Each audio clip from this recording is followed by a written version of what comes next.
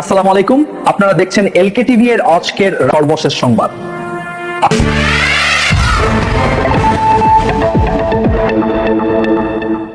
ঢাকায় সাংগঠনিক সভা শেষে পাঞ্চাগদে ফিরলেন সদর ও পৌর যুবদলের নেতৃবৃন্দ।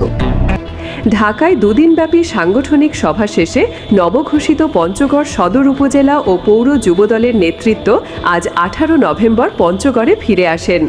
রেলওয়ে স্টেশনে ফুলের মালায় বরণ করে নেন নেতাকর্মীরা।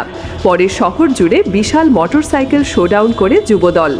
13 নভেম্বর ঘোষিত নতুন কমিটিতে সভাপতি শাহিনুর ইসলাম শাহিন ও সাধারণ সম্পাদক মোজাহারুল ইসলাম মোজাহারকে সদর উপজেলা যুবদলের নেতৃত্বে এবং আরিফুল ইসলাম ইরান ও রাজু করিমকে পৌর যুবদলের নেতৃত্বে দেওয়া হয়।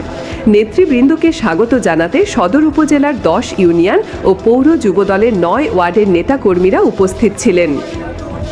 সাতক্ষীরায় আব্দুল আলিমের মনোনয়নের দাবিতে সড়ক অবরোধ ও বিক্ষোভ।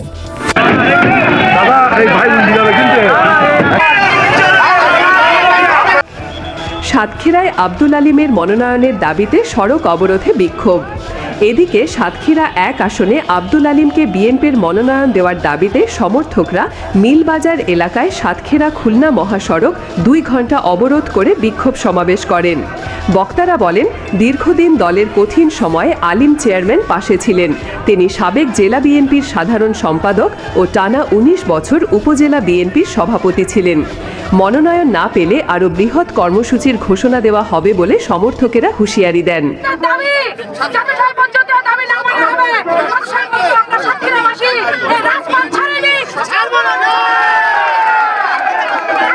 ধানের শীষের প্রতিদ্বন্দ্বী আব্দুর রফের সমর্থনে সাতক্ষীরায় আলোচনা সভা ও বর্ণাঢ্য র্যালি। সাতক্ষীরা 2 আসনে বিএনপির মনোনীত ধানের শীষ প্রতীকের প্রার্থী আলহাজ আব্দুর রউফের সমর্থনে জেলা বিএনপির উদ্যোগে শহীদ আব্দুর রাজ্জাক পার্কে আলোচনা সভা ও বিশাল র্যালি অনুষ্ঠিত হয়। সভায় জেলার বিভিন্ন অঙ্গ সংগঠনের শীর্ষ নেতারা বক্তব্য রাখেন।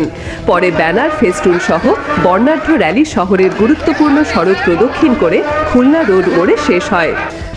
জনগণ চাইলে নির্বাচনে আসব বলেছেন কাজী সালিমুল হক কামাল।